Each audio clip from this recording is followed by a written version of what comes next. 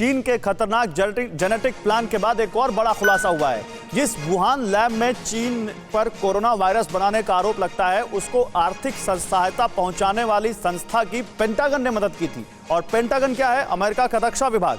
Pentagon ने जो उनका डिफेंस हेडक्वार्टर है, ये पेंटागन ने इको हेल्थ अलायंस को करीब 3 अरब रुपए दिए थे। इको हेल्थ अलायंस ने 2013 से 2020 के बीच वुहान इंस्टीट्यूट ऑफ वायरोलॉजी को आर्थिक मदद दी। फेडरल डेटा के मुताबिक अमेरिकी रक्षा मंत्रालय पीटर डेस्जैक की मदद कर रहा था, और पीटर डेस्जैक वो है जिसने इस वुहान लैब को फंडिंग की। अब सवाल यह है कि ये पैसा, अमेरिका सबसे ज्यादा कोरोना से प्रभावित हुआ, चीन और अमेरिका में कट्टर दुश्मनी है, और उसके बाद पेंटागन से पैसा एक संस्था के जरिए जा रहा है चीन की वुहान लैब में। आइए आपको समझाते हैं ये मामला क्या है। अमेरिकी रक्षा मंत्रालय ने वुहान लैब को क्या अरबों रुपए दिए। फेडरल डेटा के मुताबिक अमेरिकी रक्षा मंत्रालय पेंटागन ने वुहान लैब की मदद करने वाली संस्था को अरबों रुपए दिए हैं, अरबों रुपए।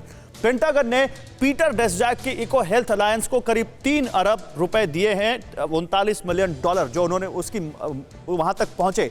इको हेल्थ अलायंस वो चैरिटी संस्था है जिसने वुहान लैब में कोरोना वायरस अनुसंधान को वित्तीय सहायता पहुंचाई।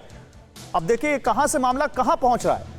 आंकड़ों के मुताबिक इको हेल्थ अलायंस को 2017 से 2020 तक सरकार से 9 अरब रुपए से ज्यादा की रकम मिली है, 9 अरब रुपए से ज्यादा।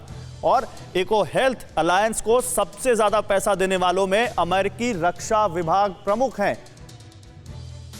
अब आपको समझ में आ रहा होगा ये कहां मामला पहुंच रहा है। 2013 से इको हेल्थ अलायंस को पेंटागन लगभग $39 मिलियन की रकम दे चुका है, और इस पैसे का कितना हिस्सा वुहान इंस्टीट्यूट ऑफ वायरोलॉजी में रिसर्च के लिए गया, इसकी जानकारी फिलहाल पब्लिक डोमेन में नहीं दी गई है। लेकिन इको लैब से पैसा वुहान लैब तक पहुंचा है, बहुत पहुंचा है, ये सबको मालूम है। अब देखिए अब कनेक्शन क्या है, कोरोना वायरस का पीएलए और पेंटागन से क्या कनेक्शन है, अब ये समझिए। पेंटागन पहले वुहान लैब के मददगार पीटर डेस्जैक को पेंटागन ने पैसे दिए, जो कि पीटर डेस्जैक के थ्रू वुहान लैब तक गए।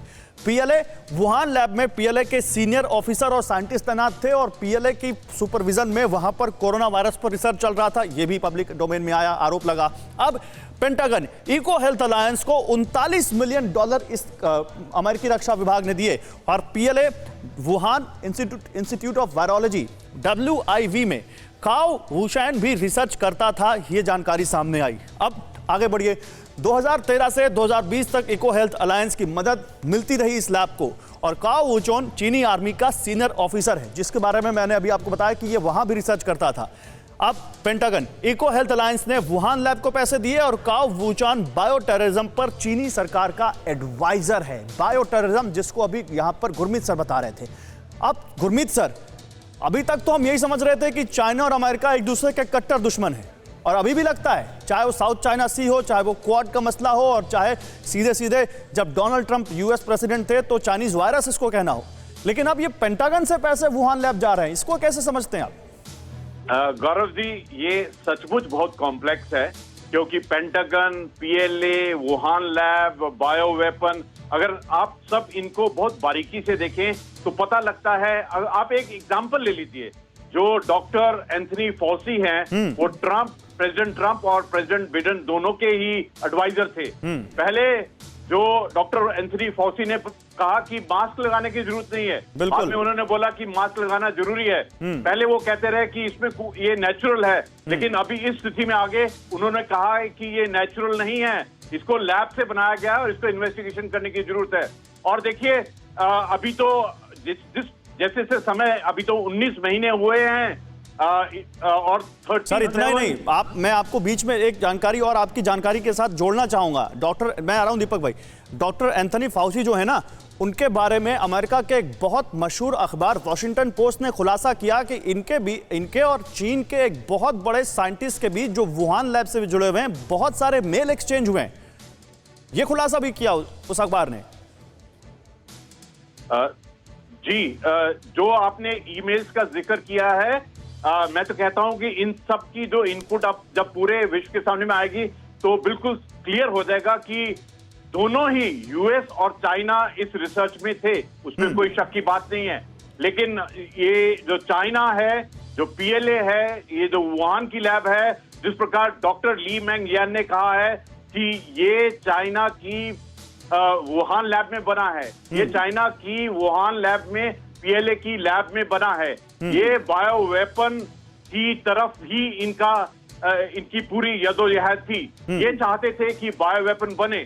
अभी जिस प्रकार से स्टेटमेंट आ रही हैं, चाहे वो ऑस्ट्रेलिया हो, यूएस हो, यूरोप हो, अभी और भी जगह से आएंगी, क्योंकि जो भी इसके मैं दीपक जी के पास जाना चाहता हूं जल्दी, इससे पहले कि एक और बड़ी खबर दिखाऊं। दीपक, आप भी कुछ बोलना चाह रहे थे इस बारे में? जी, जो इको हेल्थ अलायंस की बात करी जा रही है, डेस्जेक के बारे में बात करी जा रही है। आपको बता दूं, जब कोरोना आउटब्रेक हुआ था तो सबसे पहले जो लैंसेट में रिपोर्ट आई थी उसमें यही डेस्जेक साहब थे जिन्होंने कहा था कि इसमें ह्यूमन इंटरवेंशन कहीं से नहीं है, ये नेचुरल तरीके से आया हुआ। मतलब शुरू होते ही उन्होंने वहां पर क्लीन चिट दे दी थी चाइना को। यस, और अब उनके थ्रू पैसा वुहान लैब को जा रहा है। दीपक, आपके दिमाग में क्या आता है ये सब सुनकर? नहीं, ये डेफिनेटली देखिए, यहाँ पर रिसर्च हो रही है वुहान में, बहुत बड़ी रिसर्च हो रही है, बैट्स के ऊपर में हो रही है, बहुत सारे वायरसेस के ऊपर में हो रही है। हाँ। मेरा सिर्फ एक ही सवाल है कि इंटेंशन क्या था? क्या ये पर्पसली क्रिएट किया गया और पर्पसली इसको डाला गया, इस वायरस को? और इसके ऊपर में पूरा इन्वेस्टिगेशन होना चाहिए और बहुत बड़ी एजेंसीज को आना पड़ेगा सामने। इनसे उगलवाना बहुत टेढ़ी खीर रहेगी चाइना से इस जानकारी। परवाह देश की, सोमवार से शुक्रवार रात 10 बजे TV9 भारतवर्ष पर।